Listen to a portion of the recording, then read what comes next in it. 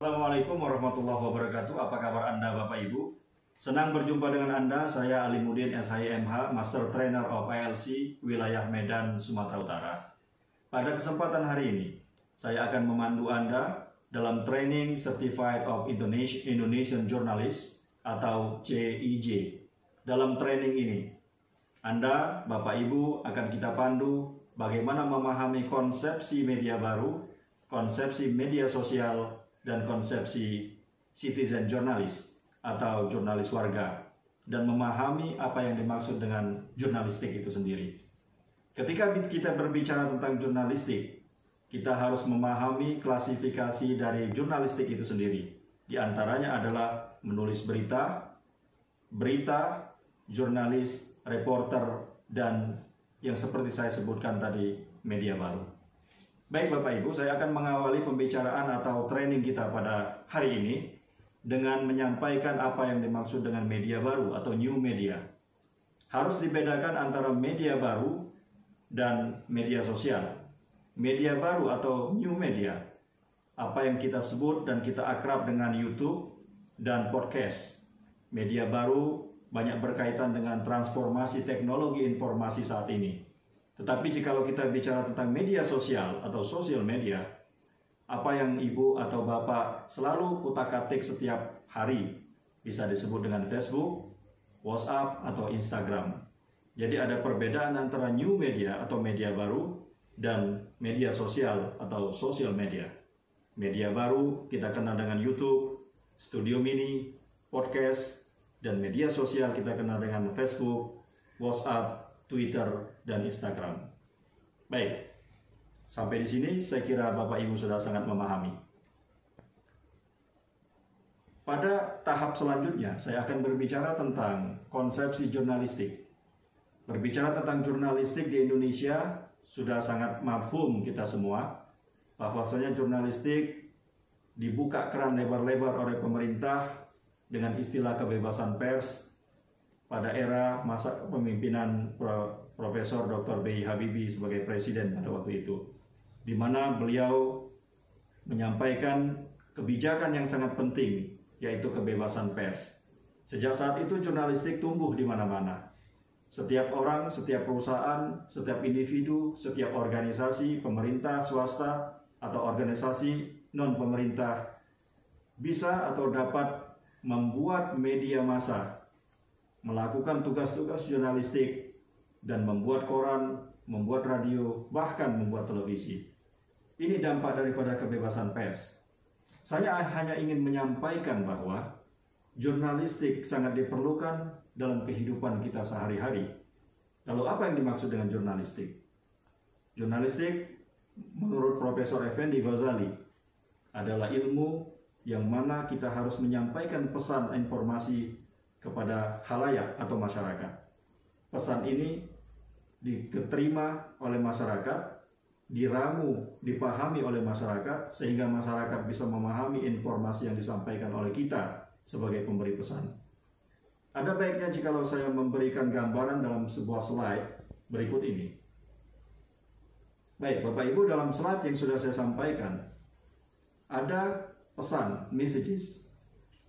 Kemudian pesan ini disampaikan oleh pemberi pesan, dan pemberi pesan menyampaikan pesan tadi kepada penerima pesan atau receiver. Pesan adalah informasi. Pemberi pesan adalah jurnalis atau penulis berita, dan penerima pesan adalah khalayak atau masyarakat. Dalam ilmu jurnalistik, antara informasi, penyampai pesan, dan penerima pesan harus terintegrasi dalam satu kesatuan yang utuh, dalam satu sistem integrasi informasi yang utuh. Yang ini disebut dengan ilmu jurnalistik. Lalu dalam klasifikasi ilmu jurnalistik terbagi dalam 3 kategori. Yang pertama adalah jurnalis, yang kedua adalah berita, dan yang ketiga adalah masyarakat atau konsumen yang mengkonsumsi dari berita tadi. Lalu apa yang disebut dengan jurnalis? Jurnalis dapat disebut dengan orang yang membuat berita dan menyampaikannya kepada masyarakat. Jurnalis disebut atau bekerja di media cetak media elektronik, bahkan media baru yang saya sebutkan tadi. Tapi lebih populer di Amerika dan Inggris. Jurnalis lebih populer dia melakukan tugas jurnalistik di media cetak. Ketika dia bekerja di media elektronik maka disebut dengan reporter. Media elektronik bisa disebut dengan media televisi dan media radio, maka disebut dengan reporter. Tetapi tetap melakukan tugas jurnalistik. Lalu berita. Apa yang disebut dengan berita? Berita dalam bahasa Inggris disebut news. N artinya north. E artinya east. W atau W artinya west. N, E, W, west. News. S. S artinya south. Jadi news, N, E,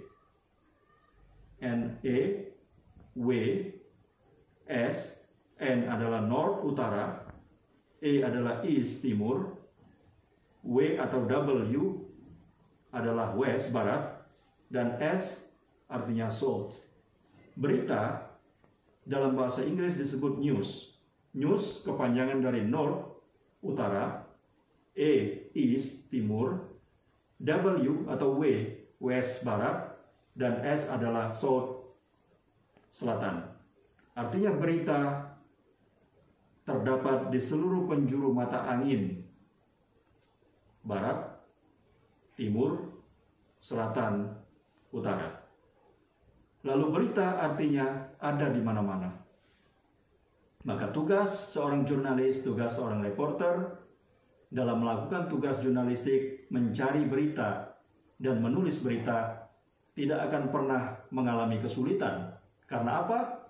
Karena seperti yang saya sampaikan tadi, pengertian atau makna dasar dari sebuah berita adalah utara, selatan, timur, dan barat. Artinya berita itu ada di seluruh penjuru mata angin. Sehingga bagi seorang jurnalis atau penulis berita, dia tidak akan pernah mengalami kesulitan dalam mencari sebuah berita. Lalu setelah jurnalis atau reporter mencari sebuah berita, apa selanjutnya yang harus dilakukan oleh seorang jurnalis? Tentu menulis.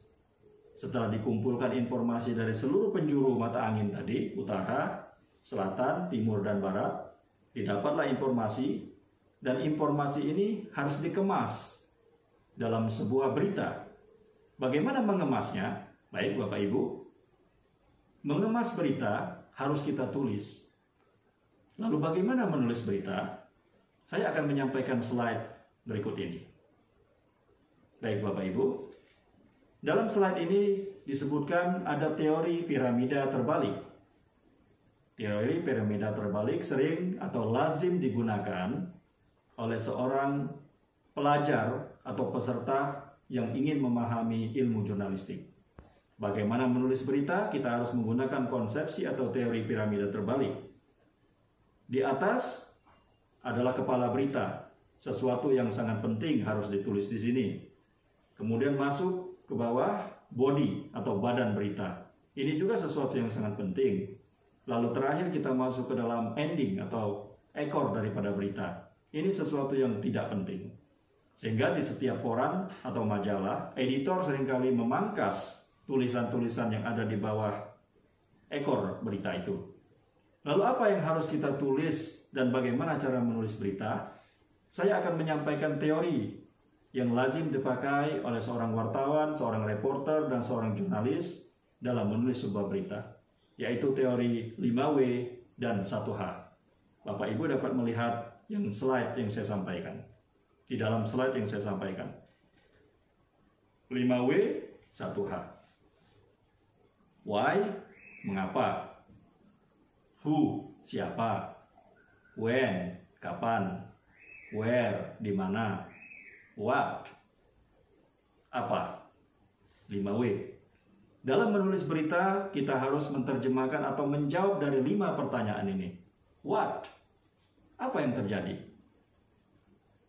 Bapak Ibu, setelah Bapak Ibu tadi mencari berita di seluruh penjuru mata angin, maka Bapak Ibu dapat memahami what, apa yang sudah terjadi. Who, siapa yang melakukan. Where, di mana kejadian itu. When. Kapan terjadinya? Why. Mengapa terjadi? Bapak Ibu hanya dapat menguraikan 5 pertanyaan ini yang disebut dengan 5W. Ketika Bapak Ibu dapat menguraikan 5W, maka Bapak Ibu sudah menjadi seorang jurnalis, sudah menjadi seorang penulis berita. Tinggal bagaimana mengonsumsi dan bagaimana meramu serta bagaimana menulis dan menjabarkan 5W ini tentu akan saya sampaikan lebih lanjut dalam training tingkat menengah dan tingkat advance selanjutnya. Pada training tingkat dasar ini, saya akan menyampaikan hanya sebatas teori, pengertian, dan metode cara kita menulis berita yang sangat singkat. Lalu apakah cukup sampai di sini? Tentu tidak. Kita kenal tadi 5W dan 1H. 5W sudah saya jelaskan dan dapat Bapak Ibu lihat di slide yang saya tampilkan. Dan 1H, apa ini 1H? H, dalam bahasa Inggrisnya H adalah H. H, apa itu? Adalah how, bagaimana.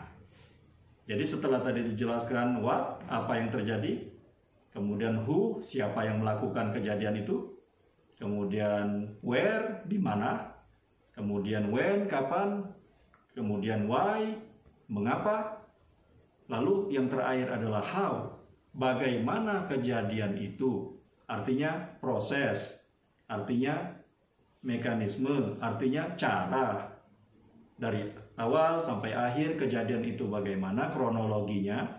Ini yang harus dijelaskan dalam how atau H. Jadi 5W, 5 of W ditambah dengan 1H atau 1H. Inilah teori atau kunci cara kita menulis berita. Setelah berita itu diramu, ditulis dengan teori atau kunci 5W 1H. Dan jangan lupa, kita juga harus menulis berita itu dalam sistem piramida terbalik. Sistem piramida terbalik, seperti yang saya sampaikan di slide. Baik Bapak Ibu, sampai di sini saya mohon Bapak Ibu dapat memahami lebih lanjut tentang konsep dasar bagaimana cara menulis berita dengan teori yang sudah lazim kita ketahui, yaitu teori 5W plus 1H dalam konsepsi atau kerangka tulisan yang disebut dengan piramida terbalik. Setelah ini silakan kami berikan waktu untuk praktek menulis berita. Mudah-mudahan Bapak Ibu dapat memahaminya. Pada training Certified of Indonesian Journalist CIJ ini, saya Coach Alim akan menyampaikan hal-hal yang sifatnya fundamental saja, yang sifatnya mendasar.